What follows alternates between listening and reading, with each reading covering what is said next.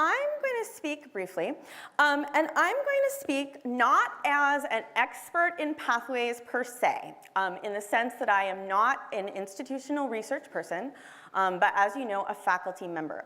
I am, however, a pathways convert, or aficionado, or something like that, is the way that I like to say it. If you had asked me 2 years ago about pathways, I probably wouldn't have known what you were talking about. And if you'd asked me 2 years ago one of the essential questions of pathways, which is, you know, how good a job are you doing, Nicole, at guiding students into the college, through their programs in the college, and then past the college into their future lives, I would have said, I'm doing great. I'm fabulous. You know, I love my job. I love community college. I wouldn't want to work anywhere else. I try very, very hard. So I think I must be doing a fabulous job. And I think sometimes I still do a fabulous job. But you know, as we saw from Jim Bente's presentation, you know, there are some areas where we could clearly make some improvements. And you know, that's news to me as much to anyone. And so I want to throw my shoulder to the wheel and do better. I think we're all very smart people, very dedicated people who care a lot. And I think when given evidence that things that we're trying to do with the best of intentions aren't working perfectly, we make adjustments, right? You know, that's what professionals do. So anyway, you know, how did I sort of become a pathways convert? Well, what changed my mind? Well, you know, the experience that led me to the path of pathways was actually working for the first time in student services, specifically as an academic advisor. I signed up to work in the summer as an advisor for incoming and continuing students. And I think the best way to sort of make the case for what I learned is to talk you really quickly through like a sample advising session that I might have done for an incoming student. So I have a student come in, for example, and say, look, I want to do criminal justice. So I say, okay, really cool, excellent. Let's take a look at our criminal justice program. But the first thing that happens when I pull up this listing from the website is like, there's a lot of possibilities here. Like, there's an associate of applied science, there's an associate of arts, there's a couple certificates, there's a 3+1, what the heck is that? These things aren't in kind of any particular order, like they're not in the order that it would take of how much time it would take to do them or anything like that. And you know, some of the language is unfamiliar, like what do we mean by applied science? So I would show a student this and I would get all ready to do the explanation and the student would look at it and kind of go a little blank and say, okay, that looks really, I'm confused. Maybe I don't want to start there. Let's not start there. Let's start with history. I like history. I'd like to take a history class. So I'd say, oh, actually, sorry, wrong order of slides. They say, let's do history, and I say, no, let's do science. Right, okay. There you go, good correction, Nicole, course correction.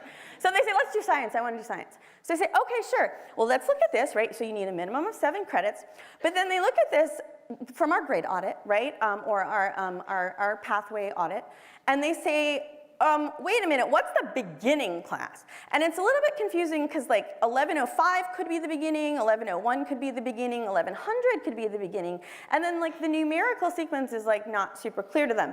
And then like there's a scary asterisk, right? Like you can't do these 2 classes. And like never underestimate the importance of the scary asterisks because then, you know, I'm trying to be reassuring and I'm like, no, we can do this, guys. And they then see something additional like this. But wait, note, you gotta do a lab. And so look back at the other course list. And by the way, none of the things from that list, so it's a couple things that are not things. So they go, I don't wanna do a science anymore, okay? So I'm like, okay, well, what else? So history, okay? Select an additional course. If using more than one history course, you must contact the graduation department. So they're like, I have to go to a different office? And then, oh my goodness, wait, like if I do 6 credits of history in this way, whatever that means, I've got to contact the records office.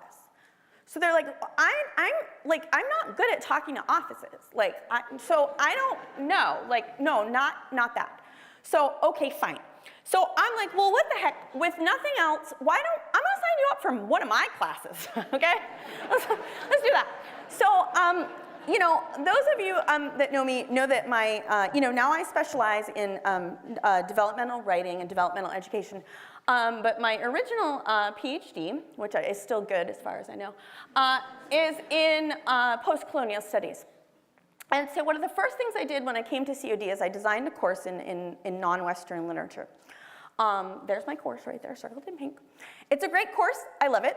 But now I look at this list, right, and I think, did students really desperately need this additional option to this like enormous list of possibilities?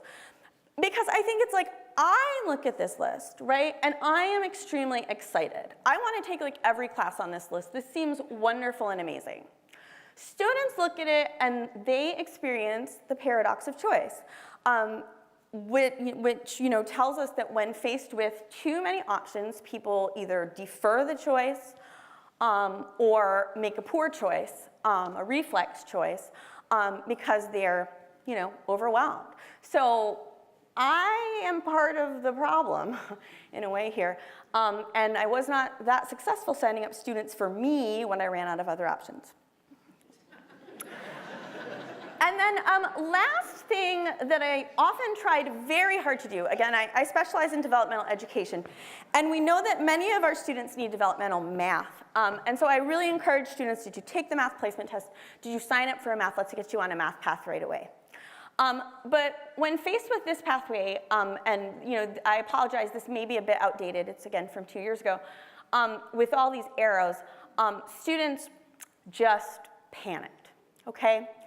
So which course was I most successful at advising students to take? Well, believe it or not, it was speech. And I mean, students were less afraid of public speaking than they were of making a mistake that would cost them money and time, or of having to seek out the expertise of offices that are intimidating and scary to them. You know, honestly, like they said, speech made them want to throw up. But because the speech requirement for graduation is so unambiguous, and they were like, okay, I'm safe, I can't make a mistake, right?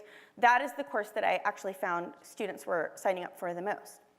So, okay, so this brings me to another little anecdote, which is you know, I thought about all of this a lot, and I have a regular column with the Chronicle of Education Vitae with their blogging site. And so I told my editor, I want to write about being a faculty member and doing advising and what I learned about the way that I saw our pathways versus the way students did. And I said, okay, I got this awesome idea. I want to call it the Garden of Forking Paths after the Borges story, right? It's like really clever, and it's like, oh, yeah, I was really excited.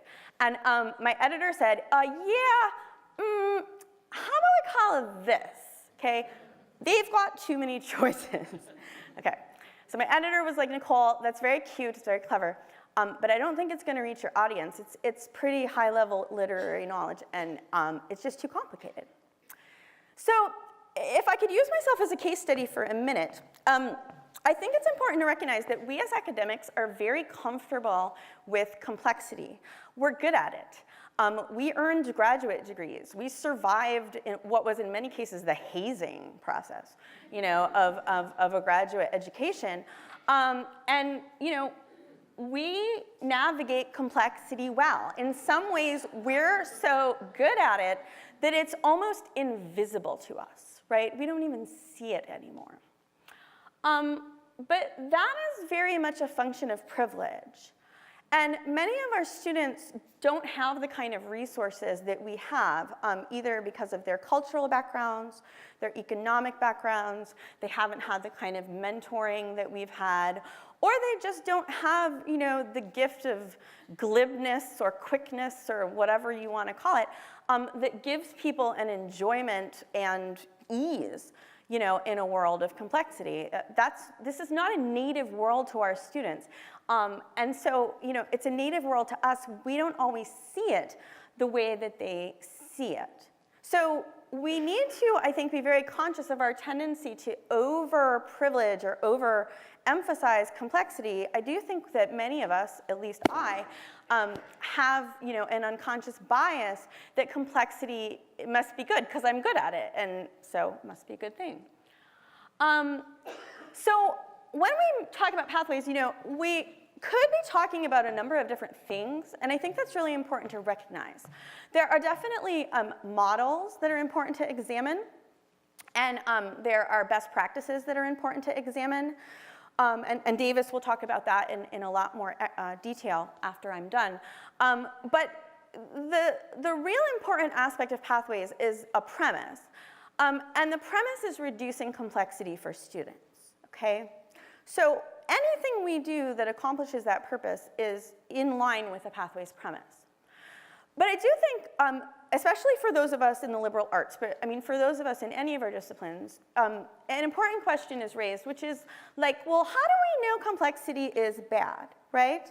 Because I think, again, as intellectuals, we do want to give students an intellectually rich experience, one that is deep, broad. We want them to become critical thinkers, right? So there are aspects of complexity that are productive, that are generative, that lead to something important. And the fear might be, well, are we going to lose that? Are we going to lose that? And I think the answer of pathways is really no. That what we're trying to do in a pathways model is make a distinction between complexity that is important, useful, teaches you something, and complexity that simply becomes complexity for complexity's sake or that forms a barrier. So this is where my garden metaphor comes in. I mean, a garden to me is a complex space, but it's a space that's been very carefully planned.